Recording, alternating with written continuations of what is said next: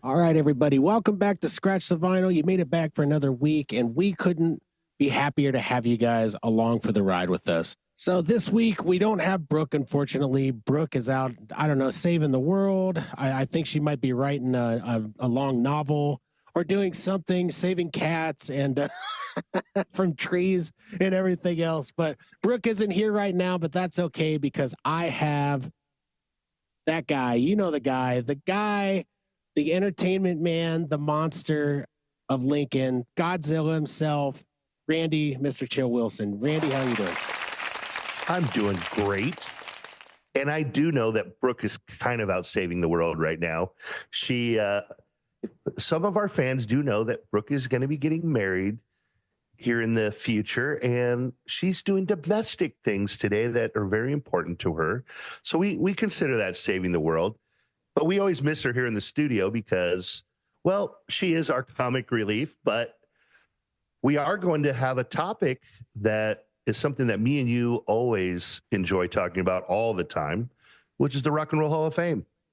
Absolutely. I can't think of a better topic for this show than the Rock and Roll Hall of Fame. I mean, just the whole aura about it is just unreal to me. I watch every year. I always had many bands that I was like, God, why don't they get in? And I can say for a fact that over the last many years, they're starting to get it right. Yeah, I think so too. And I think that bringing on other acts that aren't necessarily what we would consider rock and roll is an amazing thing to do. I mean, like honestly, it's probably the best move because hasn't rock and roll kind of transcended from being just like a broad, like here's a band with instruments and they do their thing and they're great, but it's also it's become like a lifestyle, right? And so I think that what they're doing now by transcending and taking this to the next level, adding hip hop artists, R&B artists, and all, I think that it's fantastic. You know, we've had some of the best country artists get in. Willie Nelson took forever to get in. Dolly Parton got in. Hell, Dolly Parton was so motivated, she went out and she did a rock album just to feel like she was justified. But, you know, she was 7 decades worth of music. And you're right. What they're really figuring out is that the base of music has all genres come from previous genres, and it all blends together at some point. And you have to start recognizing the people that had impacts on the history of music. And we're finally getting to see that. And that's kind of what we're pointing out today here a little bit. Well, and you're talking about the best of the best. It's just like I know it's not the same thing, but like the NFL Hall of Fame, for example, one other famous Hall of Fame, you can't put everybody in, right? We're talking about the cream of the crop, the best there is, the best there was, and maybe the best there ever will be putting on those stages, and they deserve it. I mean, they really do. It's not just their accomplishments in music, it's what they did outside of music. It's everything as an entire body of work. So I mean we got to look at it from that standpoint. Exactly. You know, there's individuals and bands. Some go off to be solo artists and get recognized for their individual achievements. And so there's a lot to it. And this 2024 class, I think, exemplifies that to a T. I mean, the show starts off with Cher. Yeah. I mean, people that are of my age, you know, that can remember the 70s and the 80s, you know, remember the Sonny and Cher show was like one of the few shows on TV. Like we only had 3 channels, and here was an actual TV show that was really a lot about music and comedy. And she was one of the best. I mean, she's put out #1 hits through 7 decades. It's about time she gets into the Rock and Roll Hall of Fame. Absolutely. And I mean, be it plastic surgery, be it the Fountain of Youth, she is a beautiful lady for her. I like when I look at her, I'm like scratching my head. Like, is she a robot? Like, what is it with Cher? You know, one of my best things about how it opened was Dua Lipa singing a Cher song, which, you know, big fan of Dua Lipa, but yeah, great matchup. That was a perfect choice to come out. And then of course they sang together, and Cher's voice is iconic. And I hate to say it, but Brooke not being here in today's episode is very disappointing because her best impression is her Cher voice. The woman of a couple imitations, but she has that one down to a science. So we may have to get a clip from Brooke in our next episode of Brooke doing her best Cher and missing out on one of her idols make it into the Rock and Roll Hall of Fame. Dua Lipa definitely was the perfect one to start the show. I mean, she might be one of the best performers of the night. And there were so many great performers, like in terms of like nailing it to the point of, but we'll definitely get into that more, but she definitely was the one to open the show. Yeah, of course, other notables to me right off was then followed up with Jennifer Hudson doing Dionne Warwick, another deserving artist that maybe took forever to get in, but well-deserved. What are your thoughts on Dionne Warwick? I mean, I love that they put Dionne Warwick in. When she was up there giving her speech, she made reference to the fact that she didn't think this was going to happen. I mean, this has been many years coming, and she's been put on there on watch to be put into it, but she never has. And so I feel like it was amazing. The people who are around her incredible, and honestly, she's got that fountain of youth too. Like, I don't know what these African American female singers are doing. I mean, like, if you watch The Masked Singer like I do, all of these women have been on there, and when they're revealed, they're like the best voices in the world still. Like, their voices don't get worse. They like age like a fine wine. And Dionne Warwick was incredible. I'm so glad she got in. Yeah, you gotta want to see them get their awards while they're still alive, in my opinion. Yeah. And somebody who had so much impact over many decades, well-deserving. I'm so happy she got in. It really it gets me teary, especially when I watch and I don't know what it is. I know I get very emotional with music. And so as I was watching the Hall of Fame and noticing these people who aren't there, were like Fife from Tribe Called Quest wasn't there. Members of Foreigner, right, aren't here anymore. And it's just like, man, it gets me teary thinking like they did such an amazing thing and they didn't get to see it at the top. Like they got the success, but they didn't get to see that final thing that kind of like enshrined them in it's the Rock and Roll Hall of Fame, the top of the peak. Well, it's that kind of being at that level of your peers, that recognition of your peers, and to feel like you belong with some of the greatest artists of all time.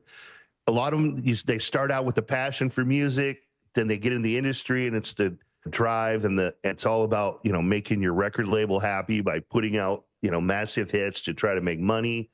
And at the end of the day, most of them just want to be recognized for their talent.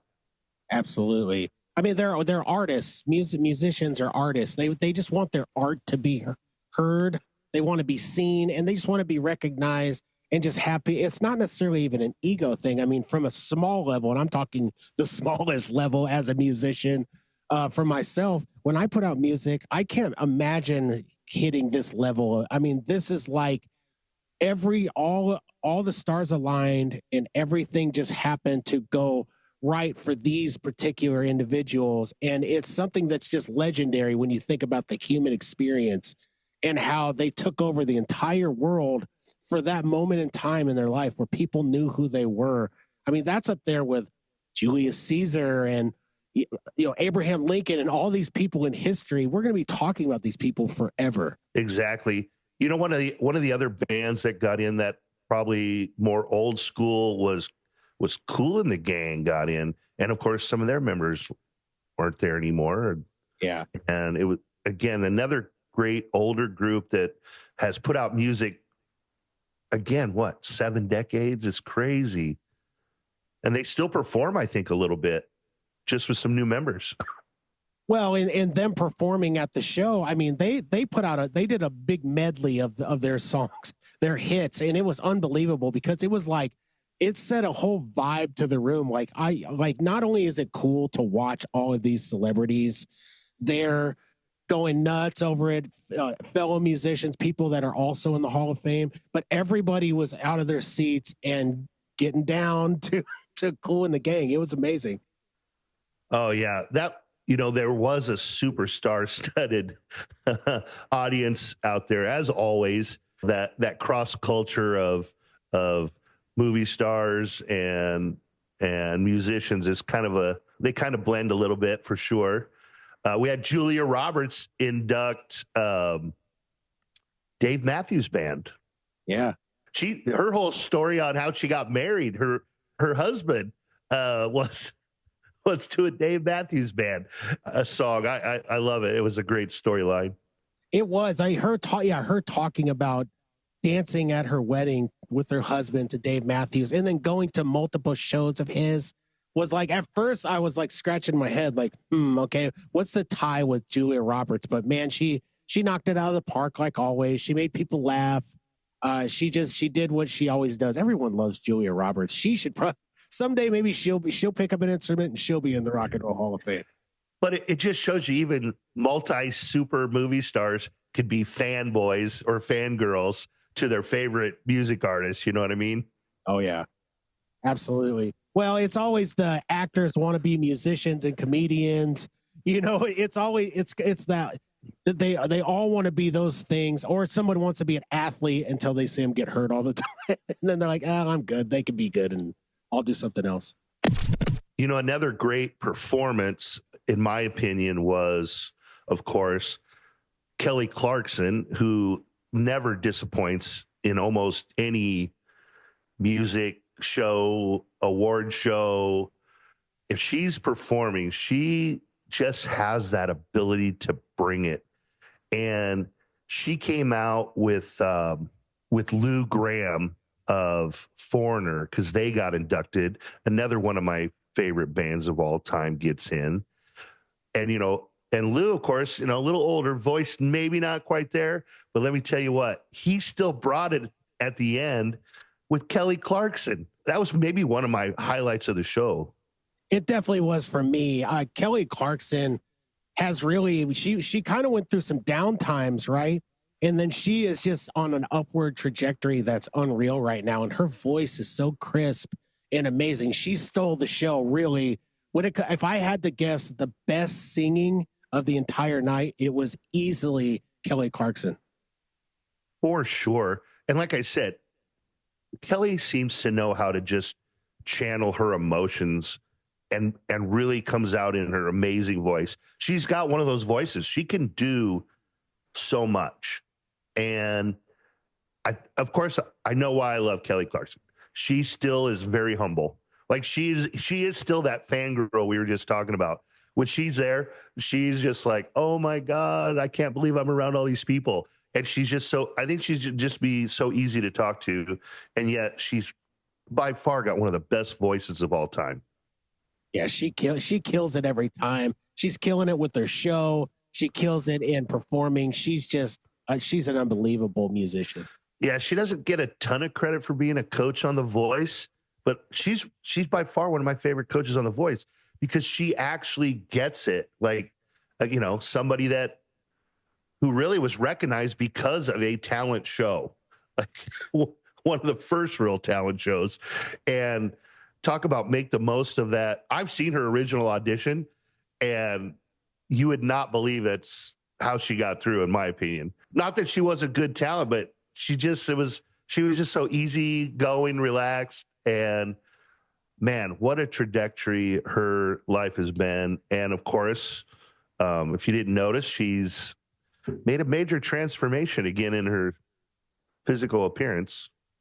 Well, and let's not forget about the other performers, which were incredible. Seeing this star-studded cast of Chad Smith, Slash, and Demi Lovato, and also Sammy Hagar for Foreigner. What a tribute, man.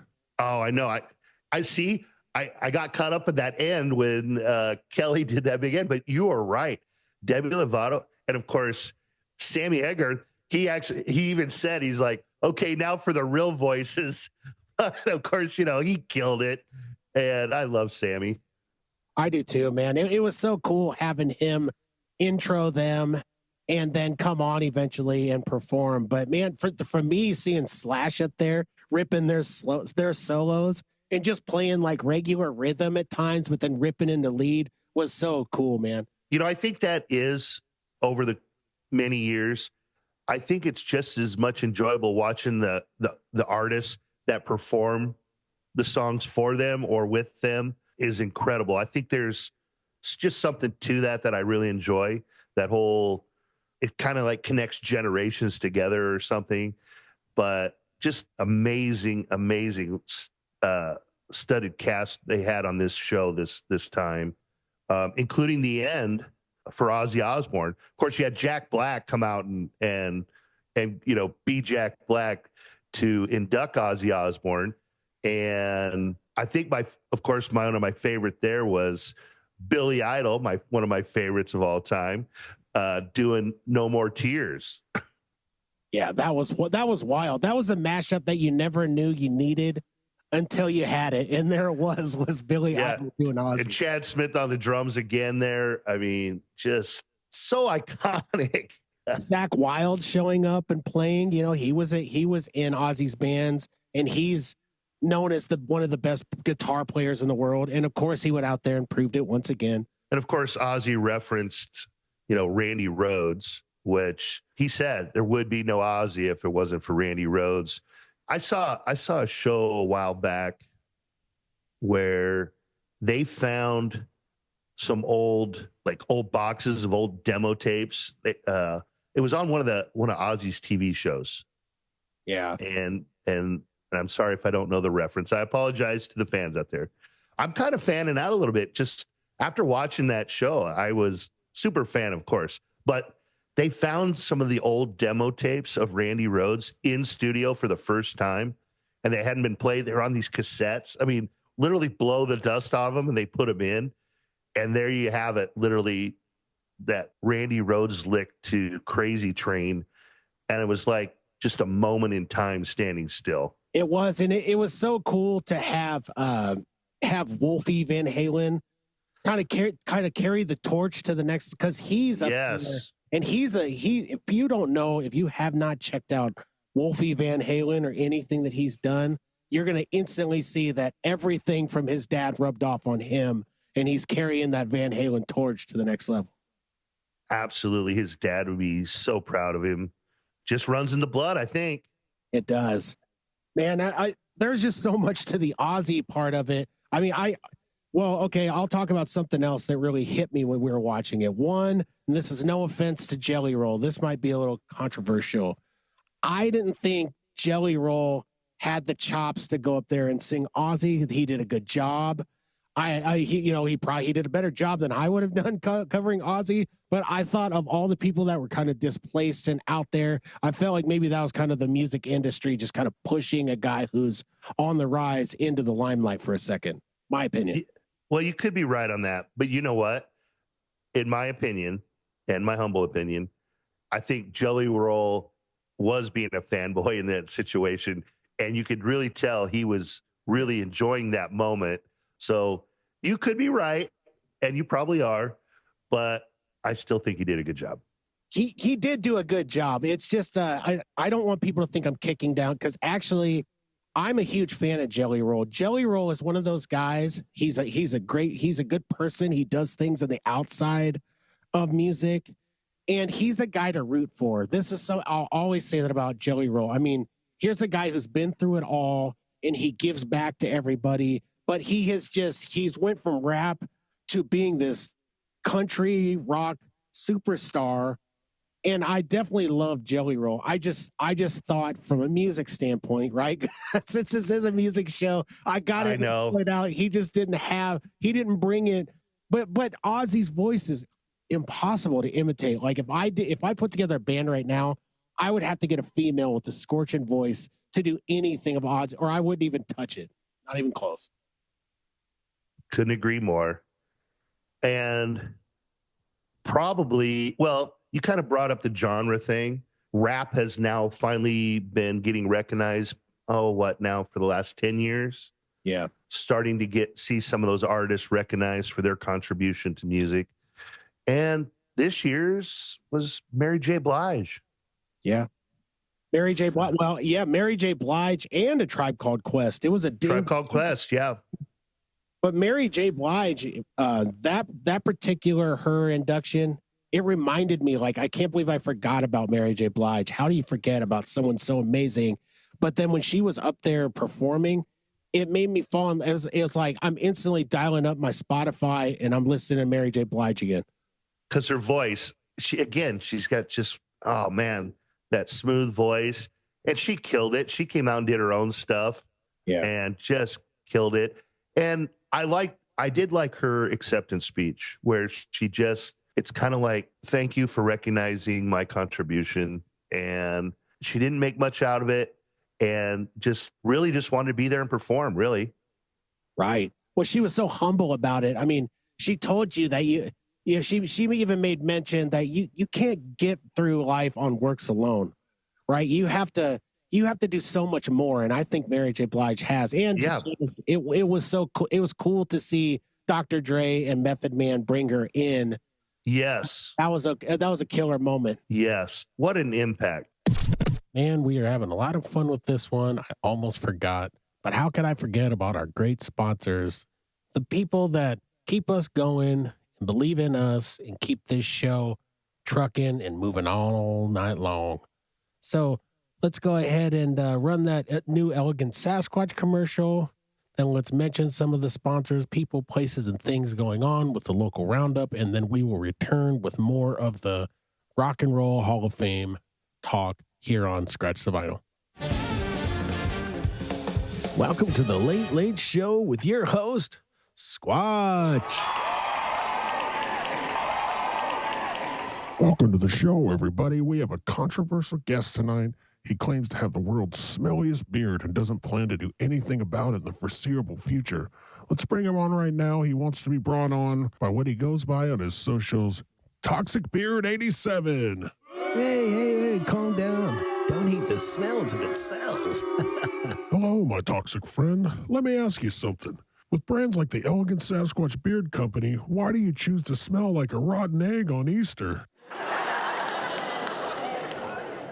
It all started when I was 16 years old. My beard was growing like a forest full of pine trees, and it was time for me to find a delicious scent to make Cindy Jo fall in love with me. I found a beard oil in a store, and I thought for sure she was going to be mine. I caked it on, and I was so proud of the way I smelled and how I looked. As soon as I saw Cindy Jo, I went running over to her, but instead of her embracing me and taking me in, she told me to go away and told me I smelled terrible. It was the worst day of my life. It was right then that I vowed that I would never put another product in my beard again. And so here I am, Toxic Beard Guy 87, and I'm not going anywhere. Well, if I'd gone through that, it'd been tough for me to show my face again, too. But luckily, there's companies like the Elegant Sasquatch Beard Company that have multiple products that'll have girls like Cindy Jo melting in the palm of your hand. Sasquatch, do you really think that there's a product for me? Yes, my friend.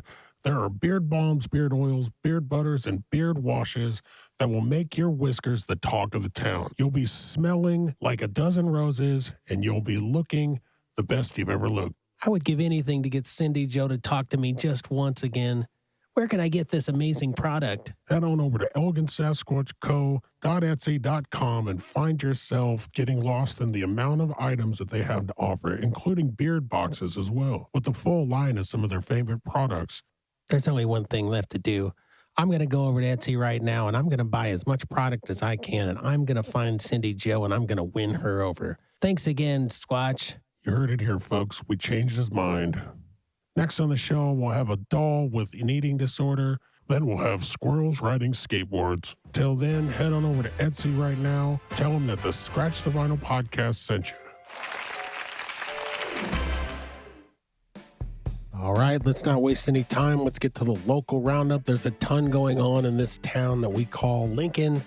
And like every weekend, it's rocking here. So let's get to it. Gray's Keg has got a monster weekend going on. Friday night, they have Hard to Kill at 8 p.m.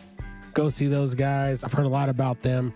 I've heard they're extremely good and they rock. So go check them out. Saturday night, they have a massive show going on with multiple bands. This is a huge deal, everybody. They've got First off, they've got Vampires Everywhere and Priest featuring former members of Ghost.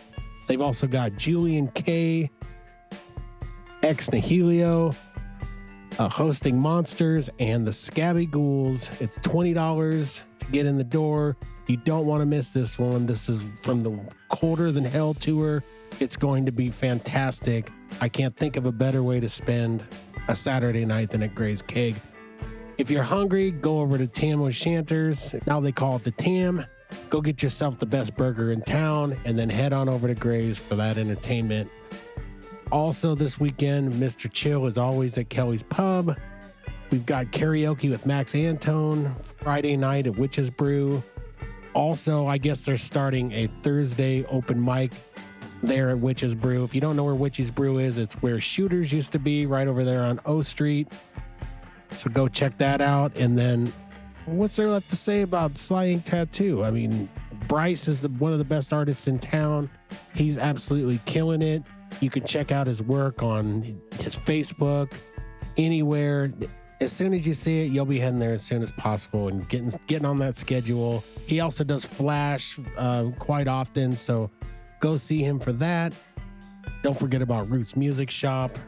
We've been talking about Roots Music forever, and I will continue to talk about it. Ryan is one of the best owners in town with the best business in town. It's my favorite place to go. It's basically like Christmas every time I go there. So all you musicians, go there and shower yourself with gifts to yourself, like instruments, like records, like everything that you could ever want. So that's our local roundup. Now let's get back to the Hall of Fame talk here on Scratch the Vinyl. You're right. Tribe Called Quest. Again, those guys, like, it's so funny. I can't believe how long it's been since I probably heard their first song on, it's that time period again. I can't believe it's been this long. Yeah. Well, their blend of jazz and hip hop like they did, nobody was doing it like that. Nobody. People were sampling funk, right? Like NWA, all these people earlier, they were sampling funk. They were doing all, but a Tribe Called Quest started an entire genre of hip hop where of themselves. Yeah. Of themselves. They're just clones. Like you either went the gangster rap side or you went the Tribe Called Quest side. There was no difference in it. And I say right now, if any of our listeners, if you go get a Tribe Called Quest album now, you'd love it. Like it still holds its own today. Yeah. Well, listen to that first album of theirs. I mean, they were talking about how this thing only sold like 17,000 copies when they put it out, but they're from then on, they put the stakes down and they basically tented themselves to this area of that was not there yet. And they just took off from there like a rocket. Yeah. They just stuck to doing what they do. And, they were in some ways, right. They were the good guys. Yeah, they did it in like in a positive way. They talked about heavy things. If you listen to and I have for years, the things they say, they do it in such a clever way, but they're telling you their frustrations. They're really just what I love about rap in general or hip hop is they're poets. They're street poets. They're telling you about their realization of what it's like to grow up black in the United States and how hard it's been and how hard the streets pound you and hurt you. But they make you feel something. Like they make you want to party. They make you want to smile and say, you know what? We have survived this and we're still here to party. In fact, still there to party, Queen Latifah. Yeah, dude. Does she ever age? She ever age? No, she was amazing. She sounded as good as ever. Common being up there was Common. Perfect. Yes. Yeah, and of course, I think Busta Rhymes really, I don't know, that was like him being on top of the world too. Yeah. The crowd going. If I could have done a double backflip at that point when I saw Busta Rhymes, the way he sounded and how good, like there were so many people on that stage and how tight they sounded. I mean, I would have. It was unbelievable. I just felt for Black culture, I felt seeing stuff like that, especially at that high of a stage. I felt like it was just a fist in the air for everybody who's ever been kicked down.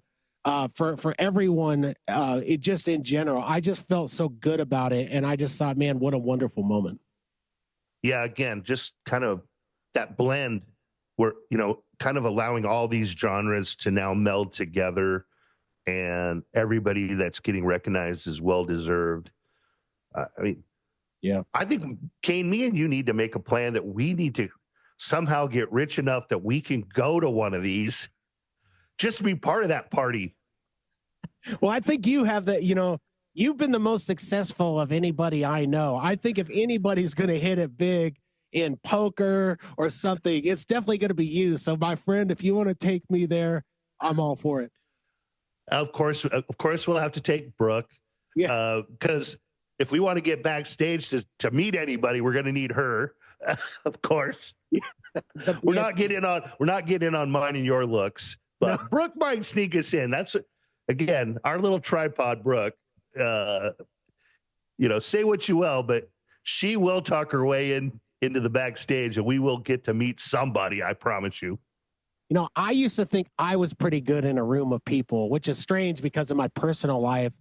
I'm horrible when it comes to people, but when I get in a room in entertainment, but man, when I saw Brooke at Richard's benefit a while back, I've never seen somebody shred the room like that. Like everybody falls in love with her immediately.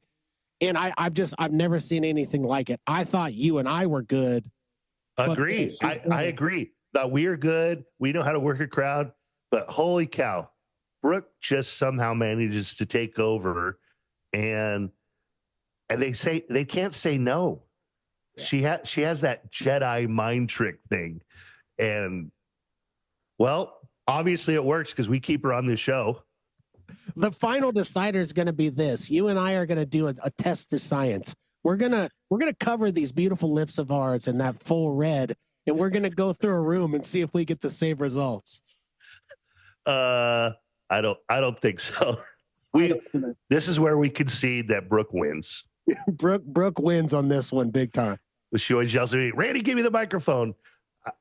And you know what? As much as I resist, I always give her the microphone. Yeah.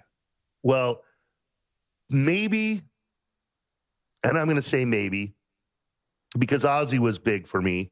It was kind of that junior high time period for me, a big influence in my rock music, kind of my first taste of metal, or at least what we thought metal was at the time, and Black Sabbath and Ozzy Osbourne. I'll never forget getting my first Ozzy album was Blizzard of Oz, and I went to his concert, and it was just amazing. But growing up listening to a lot of 70s music, I guarantee everyone had Frampton live. Yep. Frampton. Everyone.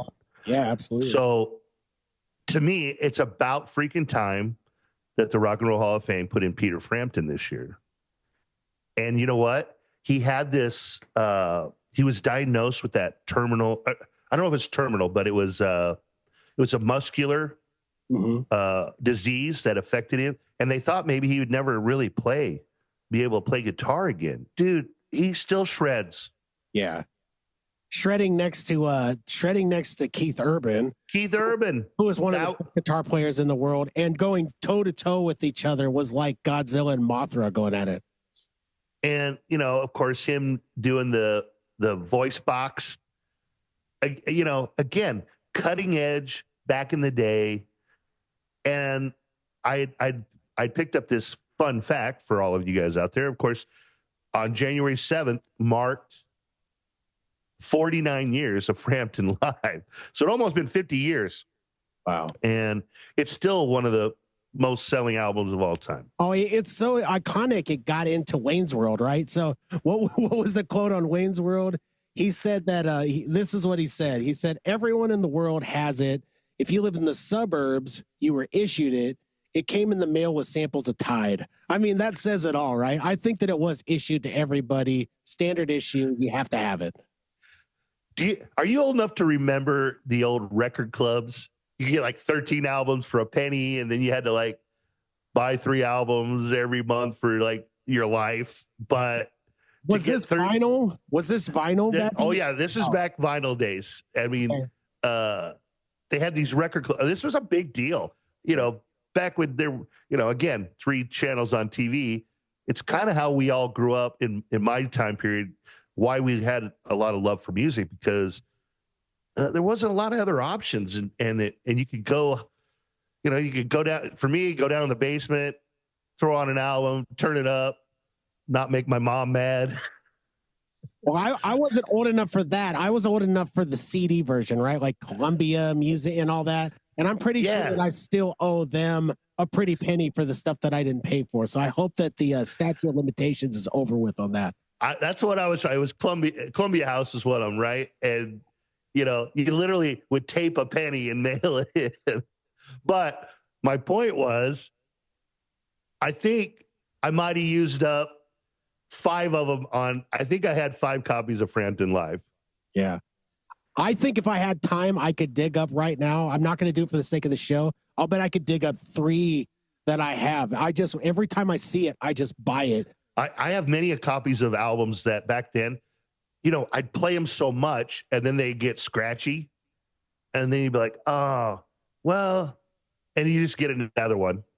You don't do that today anymore. Nobody has to do that today anymore. Back then, your favorite bands, you might have 1 or 2 or 3 copies of the same album just because, like, I have several. There was the one I played and the one I've never played. And I guarantee if we go through my milk crates, there are several albums in there that have never touched a needle. So yeah, Cain, so the show finished out great with Dave Matthews Band, and what a tribute to their music. It was a great finish. It was unbelievable. I was kind of shocked that Dave Matthews Band was the final band up there, but I was glad that they did, because if you've ever seen Dave Matthews Band in concert, you know that band of all bands deserves to be up there as much as anybody. But wait, everybody, I can't believe it. What is going on? Brooke made it back. Brooke, how the heck are you? Hello, darlings. My kitty is fine. I saved her life and many others. We told the audience you were out saving the world today. I was, one kitty at a time. So Brooke, we've been talking about the 2024 Rock and Roll Hall of Fame today. Ooh. What are your guys' takes? Okay. Well, we have talked about you. Just so you know, we have talked about you. And of course, the show opened up with Dua Lipa inducting Cher, and we know Cher's one of your favorites. Oh, if I could turn back time. Oh, yeah, I'd give it all to you. Hell yeah, Cher. I'm glad you shared that with me. They were going to ask Brooke to be the performer, but they thought, Dua Lipa's here, so why not, right? I'm the backup. That's actually where I was at. And they were like, nope, Cher has all of her. She's good. She's ready to go. And I was like, all right, I'm out. I'm going to my podcast. Way more important. Well, we're glad you got in here better late than never. So yeah. Thanks, guys. I'm good. It's good to see you all. And I'm so happy to be here. Not time. Sorry. All right. Let's Unfortunately, we were at the point where we were starting to wrap up. We've been going on for quite a while, Cain. We have. You were just starting to fall asleep, and then let me screw it all up. You ready for a joke? I'm just kidding. All right. But I did, you guys, though, I know we want to talk about the Hall of Fame and all of that. And I love it. It's awesome. But we, I think, have some potential Hall of Famers that just made, well, it's actually AM/FM, their lead singer, just made The Voice. Oh, I know you guys have been talking about it. Jay Olsen. What do you guys think? Jay Olsen, yeah. That we're going to have a father-daughter day. We'll have Brian and Jaden on there. Oh, I think they'll do it. Well, there you go. Scratch the Vinyl listeners. You heard it here first. So she made it. So for The Voice season, she made it to the audition rounds for everything right now, right? So she's officially in the audition. Yeah, from what I hear, she's like, yeah, she might. I mean, she could make it all the way, but she just needs a chair turn now. She needs a chair turn. Yeah. Yeah. Yep. But I think she's got a chance. Oh, in fact, so the coaches for The Voice this season, they're bringing Adam Levine back. Oh. And John Legend, Michael Bublé, And who am I missing? Is Kelly Clarkson on there? No. I think we should do it. Let's have Well, a we let's have one where should. we all get to do it. Yeah. We should. Well, who left then? Was it Snoop? Did Snoop leave? Or? Snoop's out. Snoop's out? Yeah. No. Oh, it's Kelsey Ballerini is the new one. Oh, you're kind of the resident voice watcher. I mean, I watch it kind of. I was obviously paying attention when Brian Olsen was in, but well, Kelsey Ballerini has filled in as a mentor, and she did fill in for Kelly Clarkson when Kelly took a little hiatus because of her touring schedule. So Kelsey Ballerini has got a little familiarity with the voice. So yeah, a whole nother coaching lineup again this season. Gwen's out, Snoop left. Michael Bublé now will have his second season. And I thought Michael was a great addition to this last season, just like Snoop. And of course, Reba's out. So I guess Kelsey kind of fills the country lane right now. Yeah, which is big shoes to fill. Blake Shelton, Reba McEntire. That's should be a good season, I guess. Another great season and somebody to root for. I mean, I can't think of a better thing for Lincoln than to have another Lincolnite. You know, I'm possibly up there on TV every week. We'll see how it goes. But I mean, AM/FM's own Jaden Olsen, it's going to be awesome. All you guys listening, you got to root for her. We got to really make this thing big, and hopefully she goes far. Oh, she will. I can't wait. And we got Brian Olsen. We got all of them. And then Josh Hoyer. Doesn't he have something coming up? Josh is doing a free show on East Campus at Bar 48 this Saturday night, 8:00. And didn't they just win something? They did. They just I saw on his page they won the International Blues Challenge in Memphis. So shout out to Josh Hoyer and Sol Colossal for kicking butt and once again representing Nebraska and showing everybody that we have one of the best scenes in all of the land. Yeah, it's amazing just how well a lot of our local talent has been doing in recent years. Before we get out of here, though, I do want to give a shout out to one of our contributors on the show, Mr. E.J. Marshall. I know he'll listen. He'll be one that listens all the way to the end. Happy birthday. He's turning 60 this weekend. So if you guys run into E.J. from the Blaze, tell him happy birthday. Happy birthday to you. Happy birthday to you. You can get the rest, EJ. Come to Kelly's. She'll give the whole Marilyn Monroe thing for him and everything. Wow. I can't wait till I turn 60. Well, Cain, is there anything else we got to let the audience know before we get out of here for another great episode of Scratch the Vinyl? You know, I don't think so. I think that we covered it all. I think that this was a fun episode. I'm so glad that Brooke made it back even for this short time because she was surely missed. And I think that it's just onward and upward from here. So if you guys have anything else in closing before we get out of here. I just think we've got a lot of great episodes coming here in the future. We got a lot of great guests lined up. I really can't wait to dive into some of that. Again, another week. We'll see you guys soon. And watch us and look at us and find us on all social media, all platforms. And we will probably be going live to some of these events. And I would love it if you come out.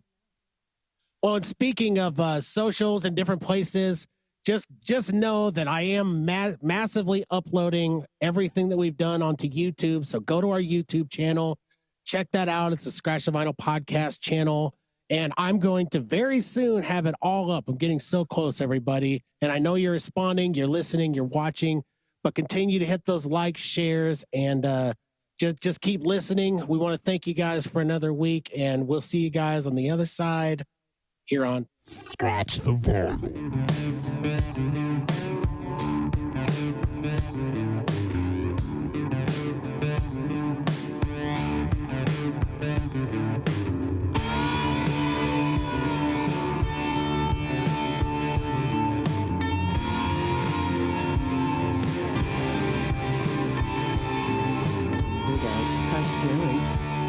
turn back time, I'd be on Scratch the Vinyl. Love you guys.